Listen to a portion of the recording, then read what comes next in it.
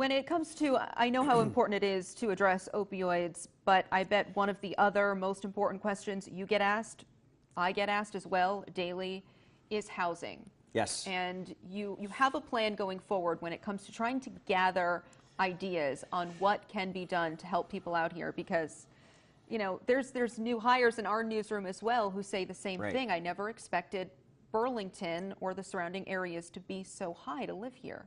Right. Yeah. So housing's a huge issue. I think it is the social issue that for this region and really for much of the country.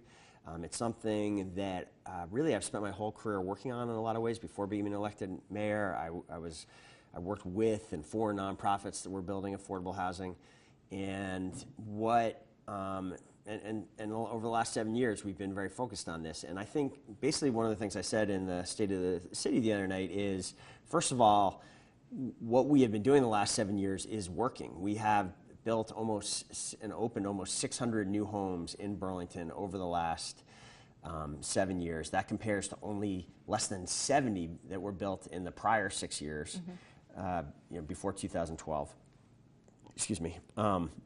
That increase in homes is driving up vacancy rates, and it's stabilizing rents, and even in some cases leading to rents dropping. And I think we need to double down on those strategies. We need to build as much permanently affordable as we can, as we have government assistance for, but we also need to make sure that we fix the local rules and regulations that keep downtown homes and other much needed new homes from being built. So yes, we are going to have a summit, we're calling it a housing summit in May, and that is partially about seeking out new ideas. It's also about bringing attention to some ideas that have been around for a while that I think we need to act on. So specifically, I think we have some very problematic parking requirements in the downtown that make housing much more expensive than it needs to be in the downtown and get in the way of creating new downtown homes.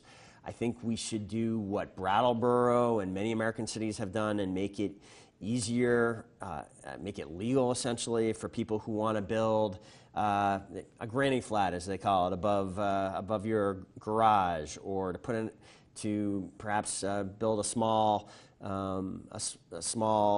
unit in your backyard. If you want to do that, we should make it legal for that to happen. And right now, easier zoning laws and permitting. Yeah, zoning laws, parking regulations, again, get in the way. So we're gonna have a discussion about that. I think Burlington could do more in terms of our housing trust fund, and we're going to look at some ways to increase some funding to that.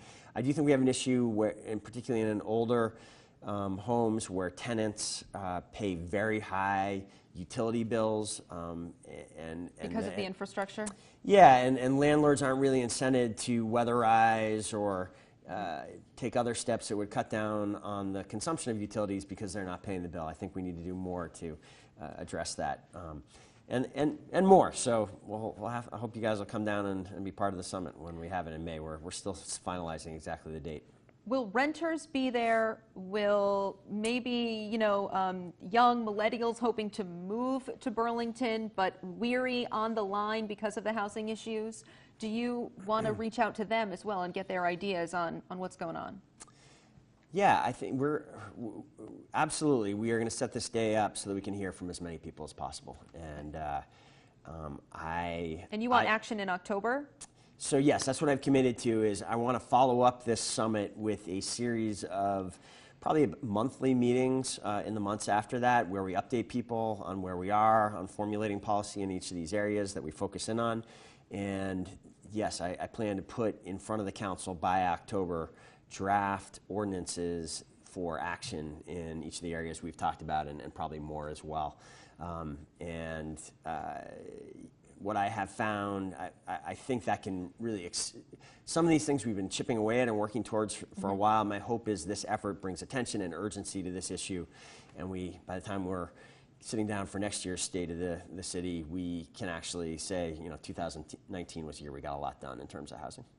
You mentioned City Place earlier. I've gotten an email from the same viewer for the past few months asking about what's going on with, quote unquote, the hole in the middle of downtown. What's the update? What's next?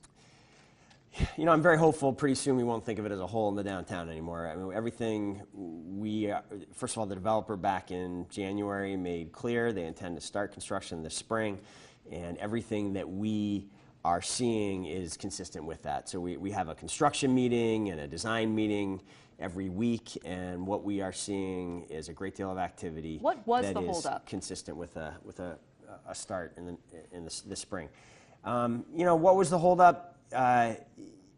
In some ways, I think those of us not part of the development company will never know exactly. Clearly, there was some disagreement last fall over exactly how to proceed. It seems that Don Sinix and Brookfield have ironed out those differences, and they're back on the same page about the way to move forward. And again, everything we're seeing indicates that they will be back, that this is a project that is getting back on track and will be underway shortly. We're certainly hope so. We're watching very closely. Is Don Sinix still on board? He is. I've been at a couple meetings in recent weeks that he's been part of. I think certainly his role has shifted. This company, Brookfield, has additional staff that's on the ground now, and they're taken a lead role.